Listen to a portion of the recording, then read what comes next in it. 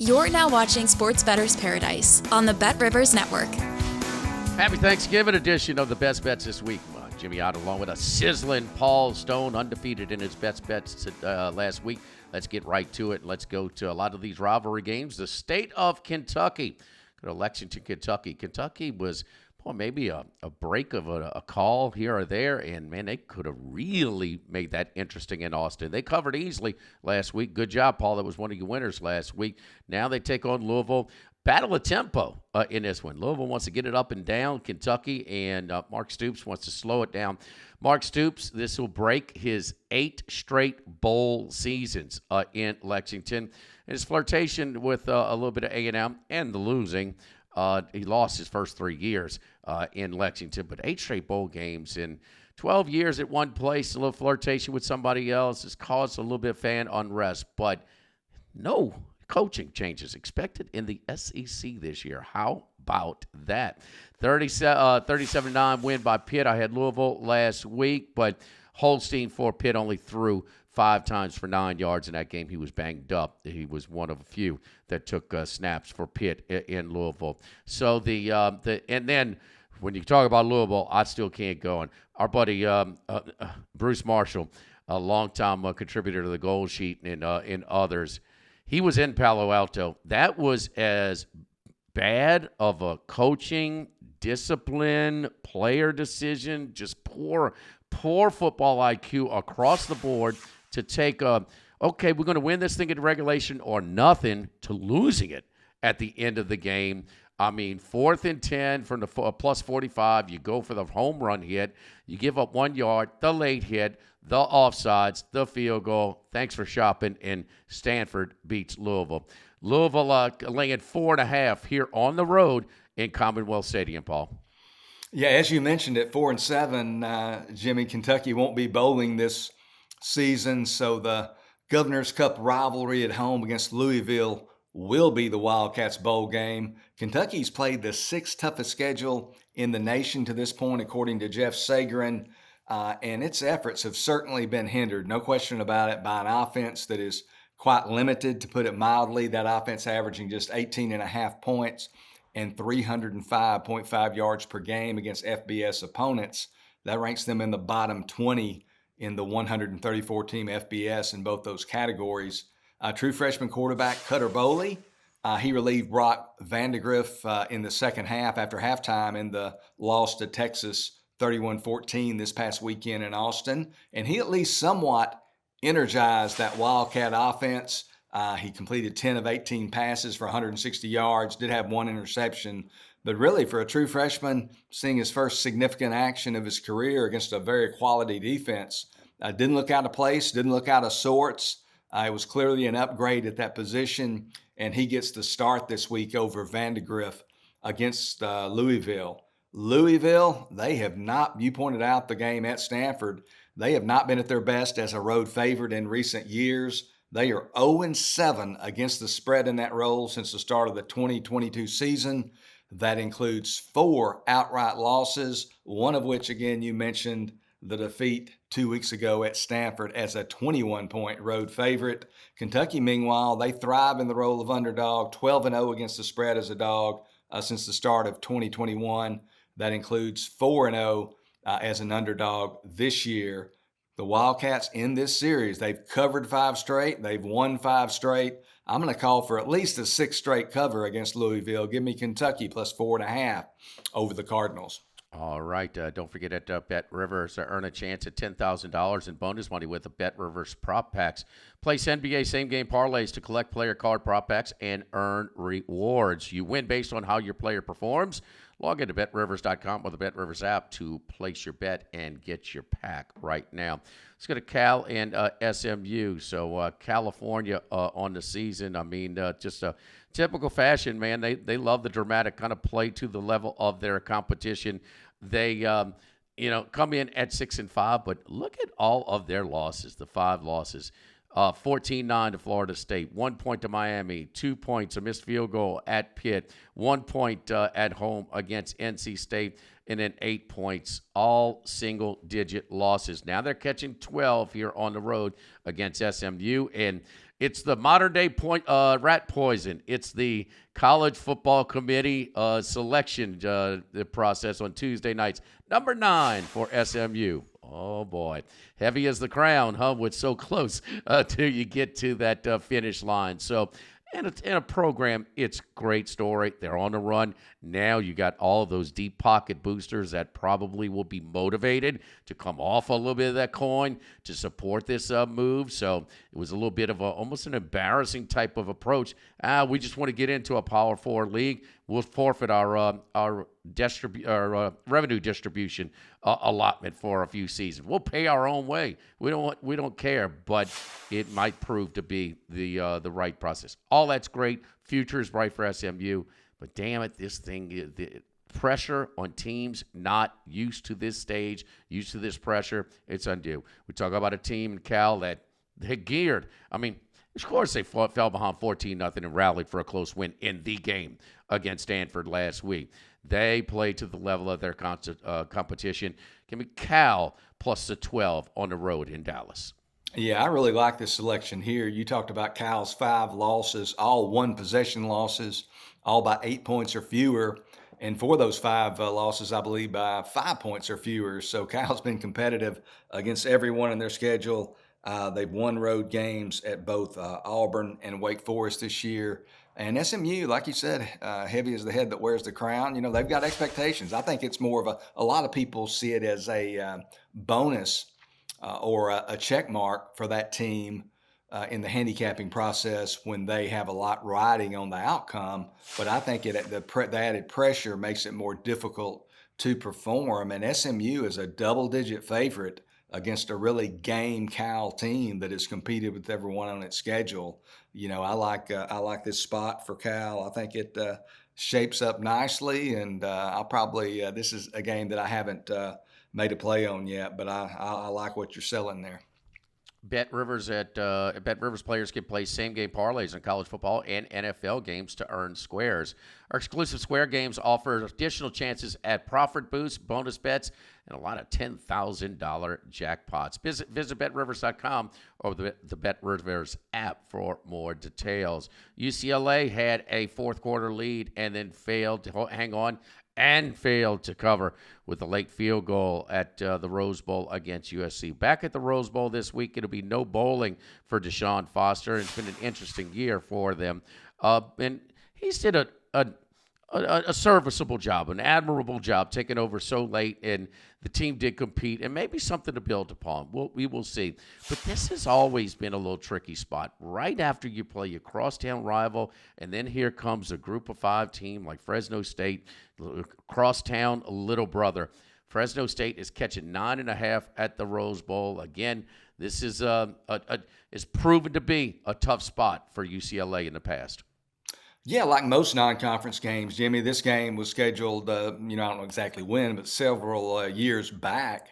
Originally scheduled to be played in the more orthodox pocket of the schedule, originally scheduled this year to be played on September 14th, week 3 of this season. But then UCLA makes the big jump to the Big Ten.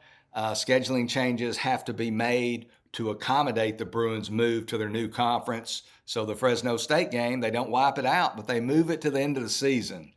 This recommendation here is largely based on those unique, unusual scheduling dynamics. You mentioned UCLA coming off a 19-13 loss at the Rose Bowl to their bitter rival Southern Cal. They're playing for the 5th straight week are the Bruins, and now they're having to go up against a in-state foe from a lesser conference, which is bound to be highly motivated for the opportunity to play against the Big Ten Bruins.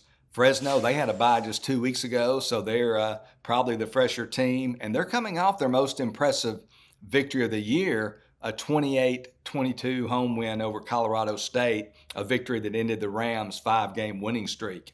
UCLA, they're only going to be a favorite for the second time this year. The only other time they were a favorite, they were a road favorite at Hawaii in their season opener, favored by 14. They won that game 16-13, but failed to cover. At 5-7, as you mentioned, UCLA won't be bowling this season under Deshaun Foster. I think he's done a he's done an admirable job as well in his first season. They've been very, very competitive. But I think after playing USC and now having to face Fresno, they'd probably rather be relaxing and recruiting and getting ready for next year. This game has a lot more meaning for Fresno. I like the Bulldogs plus 9.5 this weekend at the Rose Bowl. No confusion, a lot more motivation on the Fresno roster because maybe a lot of these guys were passed by in the recruiting process by UCLA. All right, let's go to Missouri and Arkansas. This used to be on Friday, Black Friday. They're going to move it to Saturday this week, and Missouri comes in 8-3. 3-54 at home against Arkansas, who is 6-5. Now, Missouri is one of those teams that we did identify as one of the weaker schedules in the SEC. Because this was the back in the summer when I'm kind of doing my research, that was the big thing with the expanded conferences. The schedules were a little bit out of whack, to say the least. So we'll get to that a little bit later also. But this is all about the Brady Cook's health as a starting quarterback. Remember that the dramatic the game against Auburn, they fall behind. He goes to the hospital, comes back about an hour and 45 minutes later, leads the team to a last-minute comeback against Auburn and a cover. Imagine that. But and then he in Alabama, he tried to go. It did not look good, and it didn't get any better when they made a quarterback switch. Held him out against Oklahoma. That was a shaky game. You want to talk about winning with smoke and mirrors? I mean, they fell behind with a pick six. They tied the game with a crazy throw to the right side. I mean, we talk about a tight window. And then they ended on a pick six with less than a minute, a walk-off almost pick six. Scoop and score to end the game. Anyway, I'm all over the place with this one. So has been Brady Cook. But he did return. And he kind of got going against a really tough defense with some pros coming off the edge in Columbia, South Carolina, which has proven to most to be a tough place to play. They scored 24 points in the second half and had the lead in the last minute of the game. That momentum throwing the ball carried over to Mississippi State. Now, State, we understand, does not have the best defense, but my goodness, combined in those two games against the entire game against South Carolina and Mississippi State, 10 yards an attempt, a couple of touchdowns, and also his main target, Luther Burden, had a touchdown, receiving touchdown in both of those games as well. He looks much better. But he looks the best, the healthiest he's been since he got hurt against Auburn. I think it's all about quarterback availability right now. It's made a big difference for Missouri this year. I'm going to lay the soft number at home, almost a little bit conspicuous, but a soft number at home with a healthy Brady Cook, Paul. Yeah, I won't be involved here. Arkansas, it's difficult for me anyway to gauge which Razorback team is going to show up from week to week. They have achieved that 6-win standard to make a bowl, but I think Sam Pittman needs all the victories he can get there in Fayetteville. So I think they'll be motivated for the game. I think it's a little bit light too, but I'm concerned at least somewhat about Missouri's frame of mind. I think they came into this season clearly with aspirations of making the 12-team playoff. I didn't think they were deserving of a preseason top 10 ranking. They've certainly had some injury issues with Cook. Banged up the latter part of the season. But it is an underrated rivalry. And, that line does infer that these teams are even on a neutral field at this point in the season. And I can't agree with you there that Missouri certainly would appear to have the superior roster to the Razorbacks. Yeah, and they escaped all the big boys in the SEC this year, minus Alabama. No Texas. They did play Texas A&M, and they got smoked in that game. They got housed. But no Georgia, no Ole Miss, no Tennessee this year, not even an LSU. So they really did escape a lot of the big boys. And they did go to South Carolina and were very competitive, and that's with a healthy Cook. Let's move on. And one of the gave us, and I followed you on and was watching it closely, and a tight game and pulled away at the end. But Arkansas State wins and covers last week against UL Monroe. They have now won 4 of 5. Not the case in recent form for the Monarchs of Old Dominion. They've lost 3 in a row. Gone to Arkansas State as a road favorite here. Arkansas State catching 4.5. Total's 58.5 right now, Paul. Yeah, this number is a little bit of a head scratcher in my opinion. You've got a Arkansas State team that has the better record. They're playing at home. where the Red Wolves are 5-0 this season, not exactly against a murderer's row slate of opponents, but they are 5-0 nonetheless.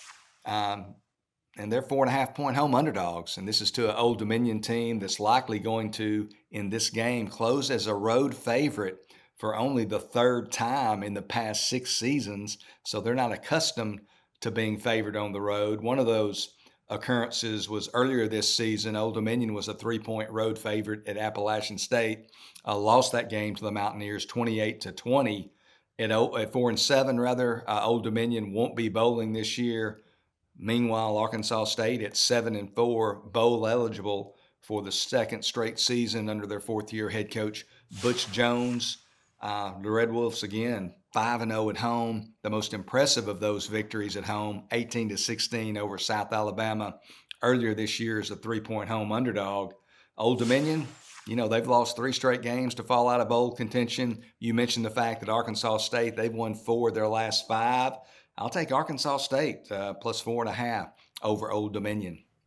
All right, we'll be backing you on that one again. Again, Paul going undefeated in his best bets last week. Let's go to a rivalry game in North Carolina State. North Carolina 6-5, NC State 5-6 in Chapel Hill. Tar Heels 3.5, 55.5 right now at Bet Rivers. And you talk about Mac Brown being fired this week, and he was fired first time in his coaching career, and it's been an extensive one, that he was fired.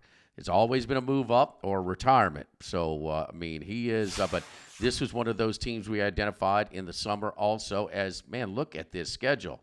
You talk about in the ACC, no Miami, no SMU, Notre Dame, Florida State's terrible. Oh, Clemson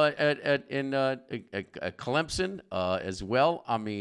Wow, they were favored in 10 of their 12 games this year. The only time they were underdog, they were a 2.5-point dog at home against Pitt and a 3.5-point underdog against Georgia Tech. That has been it. So it is schedule related. They fell far below, especially in Mac's 18th year with 2 different stints in Chapel Hill. But I'm on NC State here. NC State outgained Georgia Tech, should have won that game on Thursday night against Georgia Tech in Atlanta, 30-29 loss.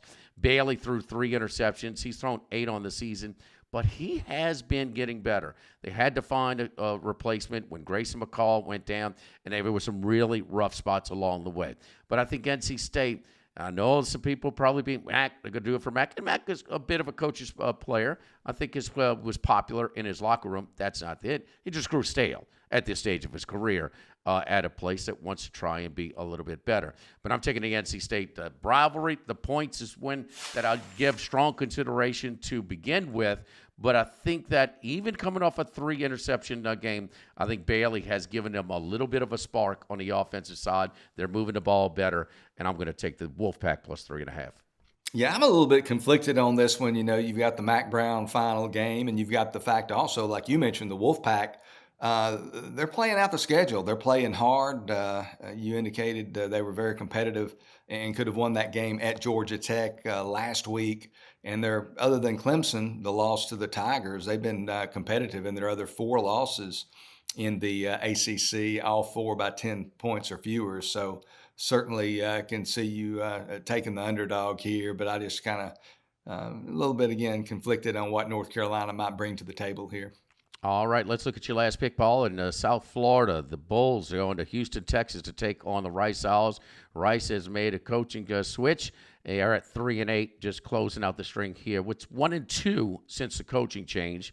And, boy, they got handled pretty easily last week. So that was one that was sort of on our diehard picks that I was completely wrong on, trying to get a read on the Owls. Keep in mind, talking about Tulane climbing up the ranks and kind of being in striking range to get one of these bids in the college football playoff.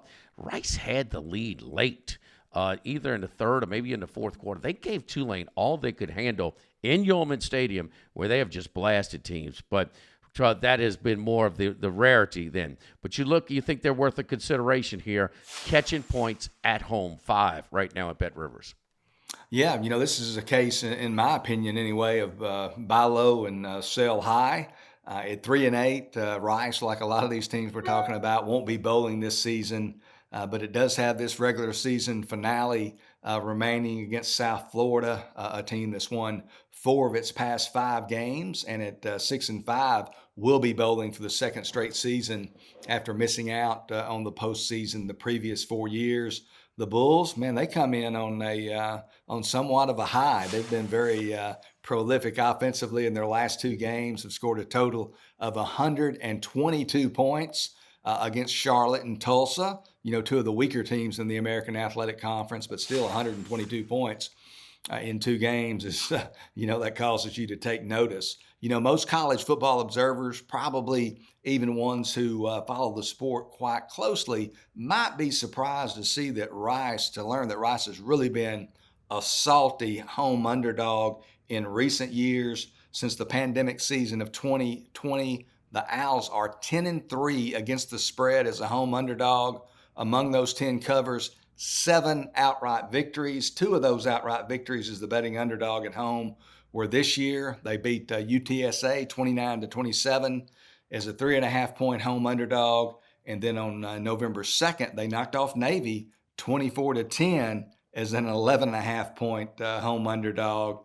I'm going to, kind of do the contrarian thing here. Most people probably think in South Florida. We're going to take the Rice Owls. They're on South Main +5 over South Florida. All right, so Rice to close out our picks. 7 of them for you this holiday weekend. We've got a big college football menu and, of course, a lot of professional action as well starting on Thanksgiving Day. Happy Thanksgiving to all of our viewers. We hopefully that we can help you along this extended football weekend and provide you with some winners. For Paul Stone, I'm Jimmy Ott on the Sports Bettor's Paradise on the Bet Rivers Network.